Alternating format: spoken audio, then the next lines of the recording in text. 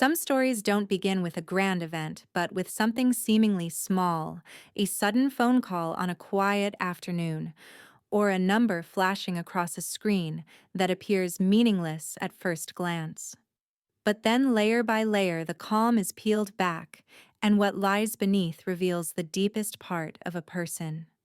In her small apartment, Nora Ellison opened the first email from the bank, unaware that it would be the beginning of a journey that would awaken her entire life, a life in which for so long she had played only a supporting role in her own story. Family has always been the thing that softens people the most. Words that seem simple gestures, that appear harmless, all arranged with precision like a chessboard, where the one who moves last always loses. With a forged signature, someone can place the burden of hundreds of thousands of dollars on the shoulders of a devoted older sister and still smile and say, "It's just helping each other." But from the very place that was once seen as her greatest weakness, Nora discovered her greatest strength, the power of self-determination. This journey takes the listener not only through the dust of hurt, but also into the light of resilience. Every step Nora takes is a step of transformation from quiet to strong, from enduring to independent. And in the end, in what seemed like the most ordinary moment, she spoke the most powerful sentence of her life, not with a shout, but with a steady step away, unwavering and sure. This is a story of awakening, of quiet courage, and of a woman who chose to rewrite the ending of her own story. That Wednesday afternoon began like any other. Nora Ellison set her still warm cup of coffee down next to the worn-out desk in her small apartment in St. Cloud, preparing for a quiet afternoon filled with the kind of administrative work that rarely held any drama. Her computer screen hadn't even fully lit up when her phone rang. An unfamiliar number, no name, not in her contacts, but it appeared clearly and urgently on the screen, as if it were trying to shout in her face. A vague sense of unease prompted Nora to slowly pick up her voice, still maintaining a courteous tone. Nora Ellison speaking. On the other end was a man's voice, polite, but cold as steel. "Good afternoon. This is Charles from Branford Capital. We're contacting you regarding a mortgage loan under your name currently overdue with an outstanding balance of $523,000. Nora froze. The numbers he'd just said echoed in her mind like some warped, meaningless sound. She stood up, feeling as though all the blood had drained from her face. "I'm sorry. What loan? I don't own any property. I can't even afford a new car." Charles didn't sound surprised, as if he'd encountered this scenario hundreds of times. "All the information matches: full name, date of birth, social security number. The contract was signed 3 years ago. You're listed as the primary borrower." 3 years ago, Nora didn't have to think hard. That was exactly when her younger sister Madeline began talking about wanting a bigger house, a proper home, as their mother would say during family dinners. The whole family had nodded in agreement back then, praising how Madeline deserved the best. Nora, the quiet, steady, dependable older sister, had nodded along as she always did. Now alone in a silent room, with only the hum of her computer fan and the sound of her heartbeat pounding in her ears, Nora felt her body begin to freeze. She couldn't say anything more, just mumbled something about looking into it before hanging up the phone, her palms trembling and her chest tightening as if someone had reached in and was squeezing her heart. Everything around her began to feel unfamiliar. The once familiar walls, the chair she sat in every day, the late afternoon sunlight pouring into the room, all now carried a quiet, oppressive gloom. Nora didn't cry. She didn't scream. She just sat still, and in that stillness a storm slowly began to form, not a storm of rage, but the deep, bone-cutting sensation of betrayal. She knew. She knew exactly who had done this. And what choked her wasn't the amount of money, but the truth: someone had placed her entire life on a loan application and hadn't even asked. Nora sat in the fading light of late afternoon, her heart tangled like a skein of yarn eyes, unconsciously sweeping across the cramped apartment she still called home. Everything around her, the old wooden table with its scratches, the lopsided curtain, The photo of her mother resting on the bookshelf suddenly felt like proof of a life, lived simply and honestly, but also far too easy to overlook. She tore through drawers, opened every old file, every bank envelope, pay stub, and tax notice, desperately searching for a loophole, a sign that someone had made a mistake. But the more she searched, the thicker the silence grew in the room, and inside her, something icy began to form. Not fear, but the unmistakable sensation of being stabbed in the back by the very people she had always protected. 3 years ago, she remembered it clearly as if it had happened yesterday. Madeline, her younger sister, had eagerly held up Pinterest photos houses with high ceilings, open kitchens, backyards with white benches. "I dream of having a place like this somewhere Henry can run around." Madeline had said, her hand resting on her belly, 6 months pregnant at the time. Their mother Elaine sat beside her teacup, eyes glowing with affection. "She deserves better. She's been through enough." Nora had only smiled faintly as she always did, saying nothing. It was the role she had perfected to the point of instinct, the one in the background, the agreeable one, the stable one everyone could lean on. She had once believed that silence was the best way to keep peace, to avoid making others uncomfortable. She had thought herself strong for needing no one to worry about her. But it turned out that very armor had made her invisible, so much so that her family felt entitled to use her name for a mortgage loan without so much as telling her. In their eyes, Nora wasn't someone with a life or a future worth protecting. She was a resource, a convenient good thing to be used, a default sacrifice, like the way she quietly paid for family dinners without anyone asking if she could afford it. Nora rested her head in her hand, sitting silently at her desk, her mind spinning between old memories and raw emotions. The truth was becoming clearer with each sliver of light that filtered through the curtains. She hadn't just been taken advantage of, she had been treated as if she didn't exist. And the cruelest part wasn't the $500,000 debt, but the way her family had always cast her as the ideal big sister, only to turn her into a perfect shadow for their mistakes. She didn't yet know what she would do. But one thing was certain: Nora would not remain silent. Not this time. Not anymore. Nora didn't sleep that entire night. She lay motionless on the old sofa, eyes fixed on the ceiling, as if the cracks above might somehow reveal the answer. But no answers came, only the long stretching silence and the slow, heavy thump of her heartbeat echoing in her chest.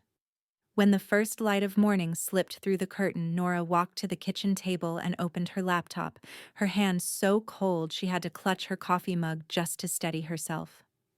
She was no longer seeking advice, no longer hoping this was a misunderstanding. She needed truth, needed evidence, needed to look into the eyes of whoever had signed her name without hesitation.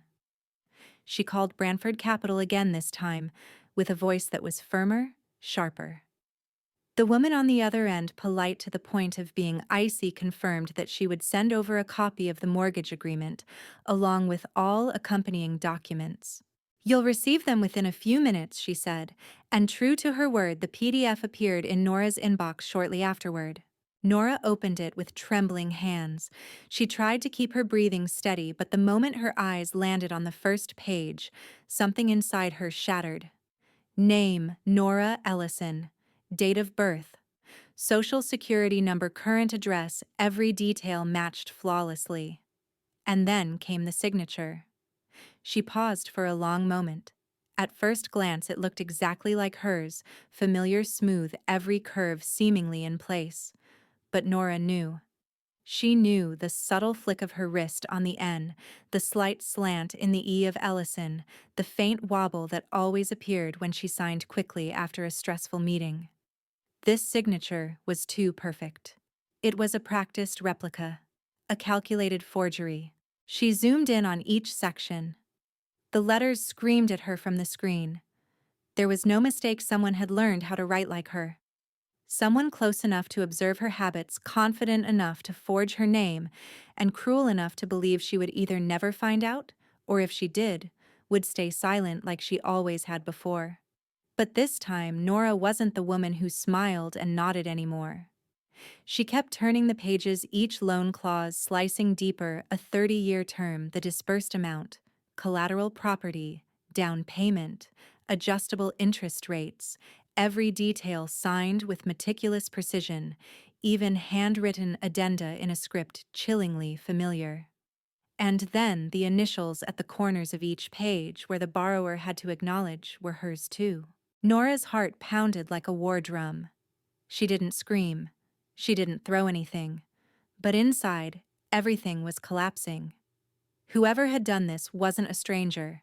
They had to be close enough to know her intimate details, bold enough to falsify her identity, and cold enough to assume she'd never speak up. Or if she did that, she'd be ignored. But not this time.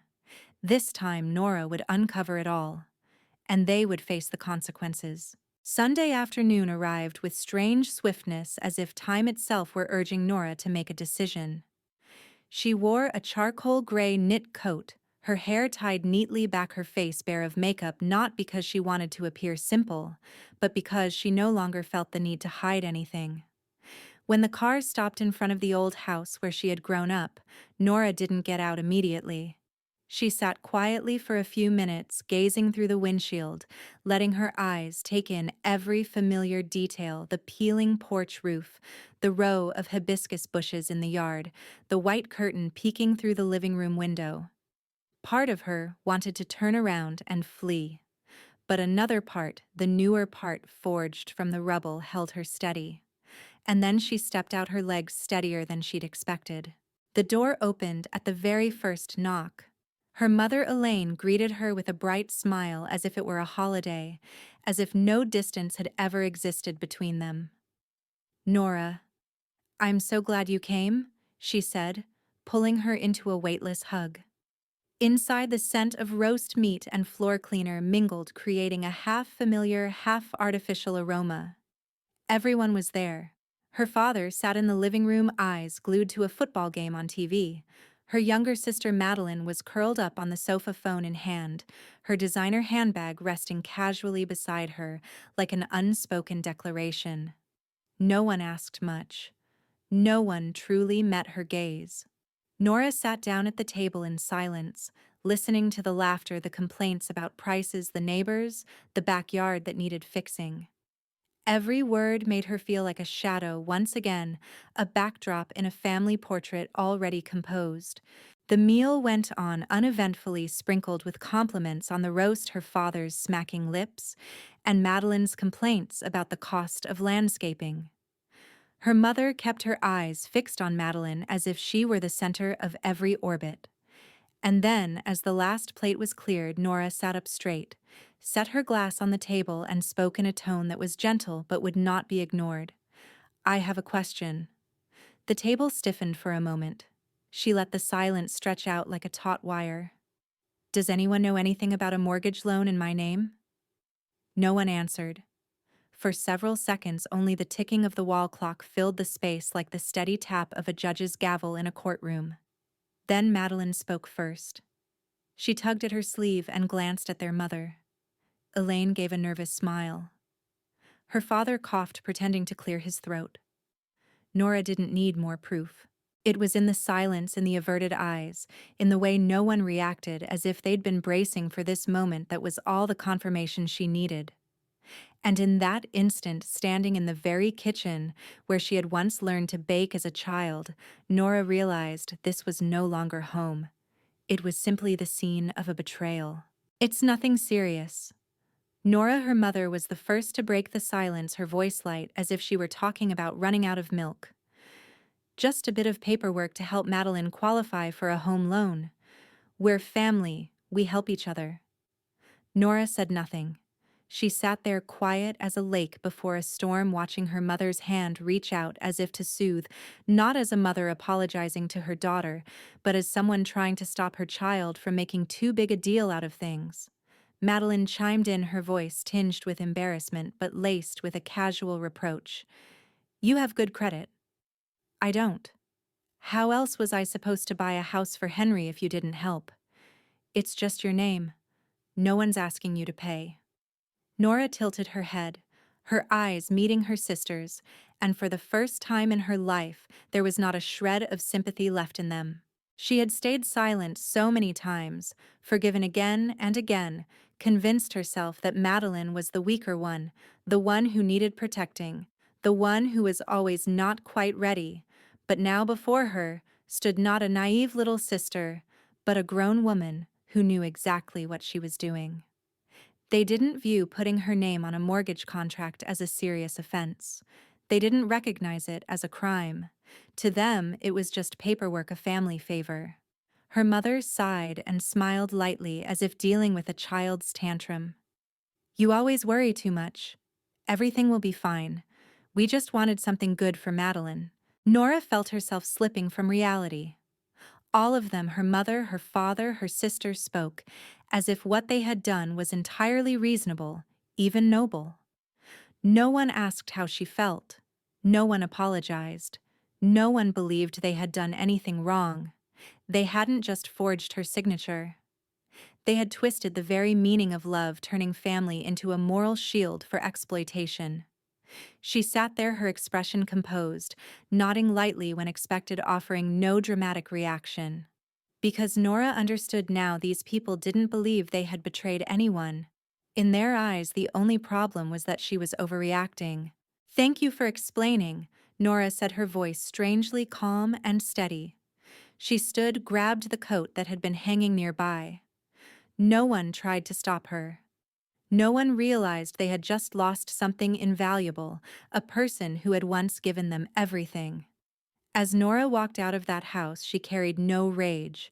What she carried was a silence as solid as stone, a silent promise that this time she would not let it go. And they would never see what was coming from the other side of that silence. When the door of her childhood home closed behind Nora, no one realized they had just opened a completely new chapter of her life. A chapter where, for the first time, Nora chose not to remain silent. She didn't cry on the way home, nor did she scream in her car like they do in the movies. She simply sat behind the wheel, both hands gripping it tightly, with a cold, clear awareness settling in her chest. On the road back to her small apartment, Nora knew the one thing she needed to protect herself. Not through patience, not through family bonds, but through the law.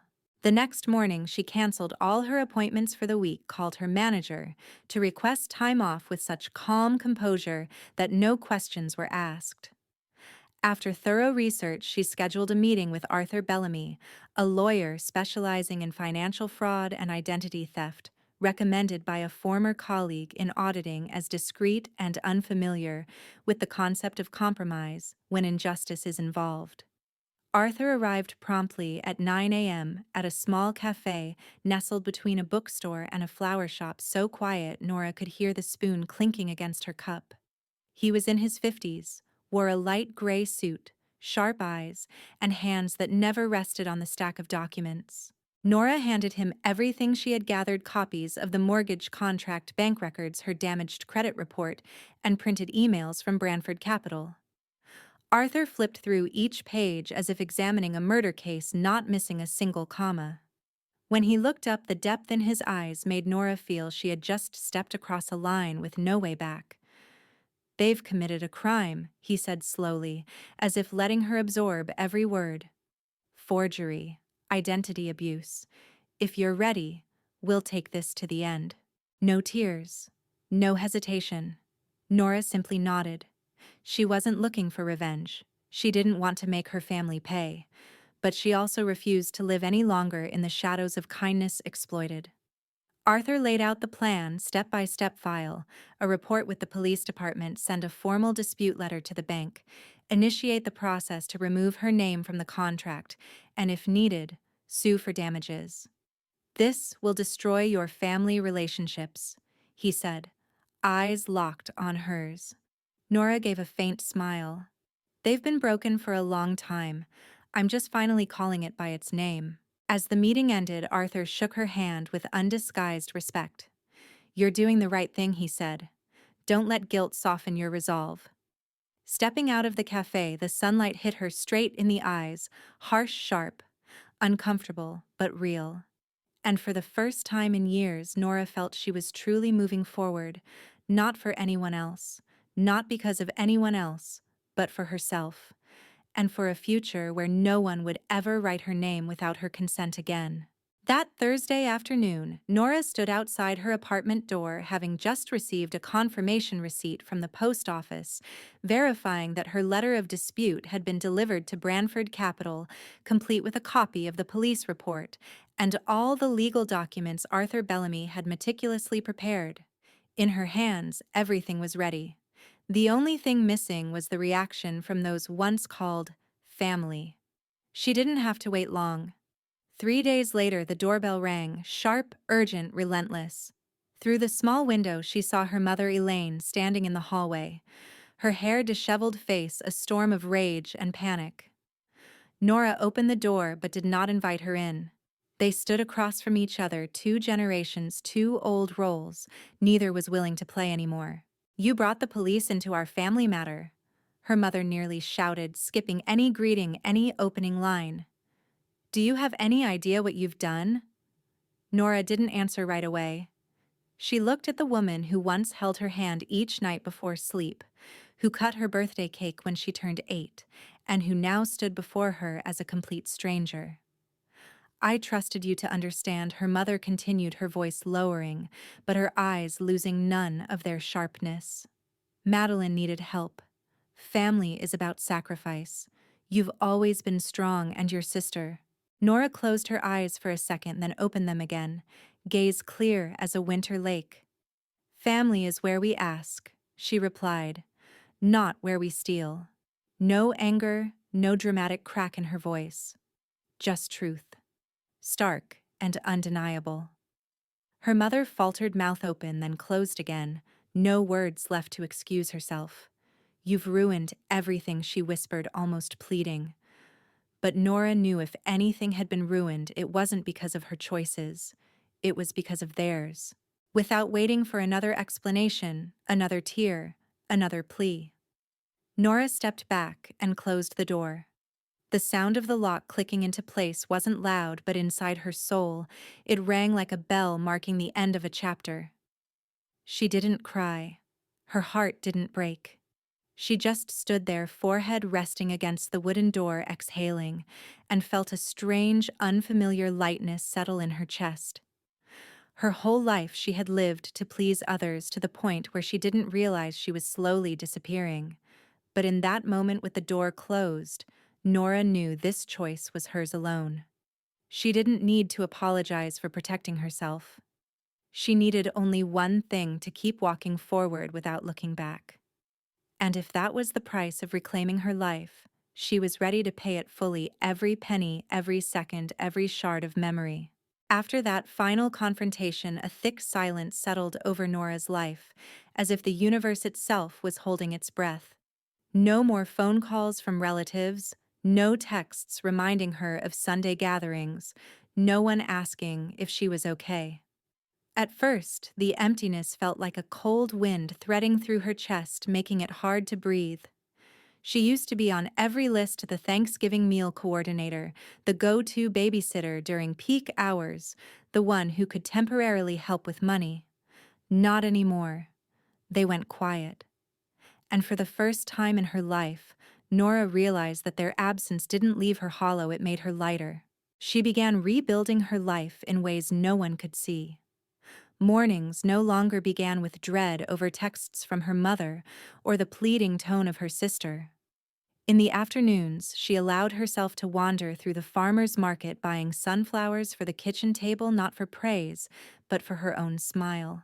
She enrolled in a pottery class at the local arts center, where her hands, once familiar only with keyboards and documents, touched wet, pliable clay for the first time. There, no one knew about Madeline or what had happened. There was only Nora at the wheel, hands trembling as she shaped each curve, relearning how to make something entirely her own, not borrowed, not a stand-in, not for anyone else. The legal process continued in the background: letters from Arthur Bellamy, her attorney, updates from Branford Capital, the slow unraveling of her name from the fraudulent loan. Every time she saw an envelope with her name this time used right, Nora felt like she was reclaiming tiny fragments of her identity that had been casually torn away. She no longer felt the need to share her progress with anyone. She didn't post about it online, didn't seek validation, didn't invite disguised pity. She was living quietly but fully in command. The strangest part was the deeper she moved into this separation, the less she thought about revenge. She no longer wished to see Madeline cry or her parents bow their heads in shame. What she wanted now was simple distance. No one else could touch her future. No one else would ever sign in her name again. One late afternoon, standing on her small balcony with a cup of mint tea in hand, watching the sunset fade between low buildings, she whispered, "I don't need revenge. I just need to stop carrying it all." And in that moment, Nora understood this wasn't the end of a relationship. It was the beginning of a different life, a life written entirely by her own hand.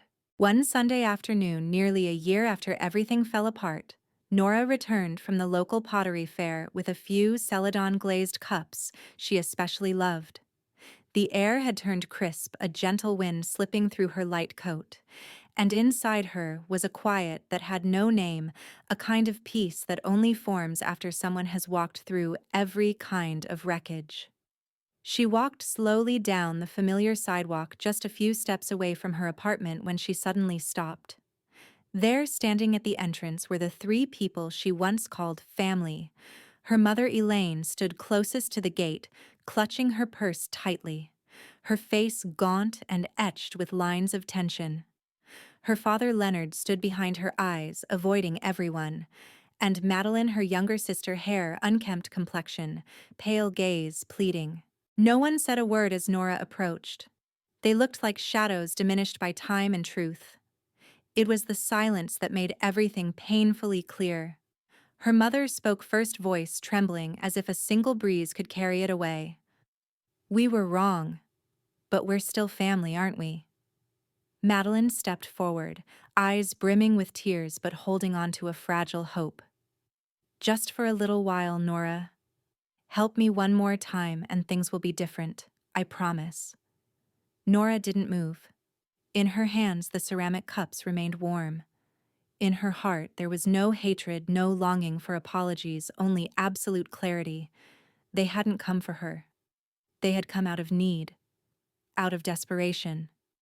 Again. She set her bag down on the ground, straightened her back, and looked each of them in the eyes. There was no blame, no rage, only the absence of every old expectation. "I hope," she said, her voice calm and steady as a still lake, "that one day you'll understand family isn't about demanding sacrifice. It's about safeguarding each other, not exploiting one another." Her mother raised a hand to say something, but Nora gently bent down, picked up her ceramics, and added one final sentence. "As for me, I've found freedom, and I won't go back." Then she walked away, not hurriedly, not looking back. Behind her, the muffled cries dissolved into the late afternoon like foreign sounds. At the front steps of her apartment, she paused for a moment.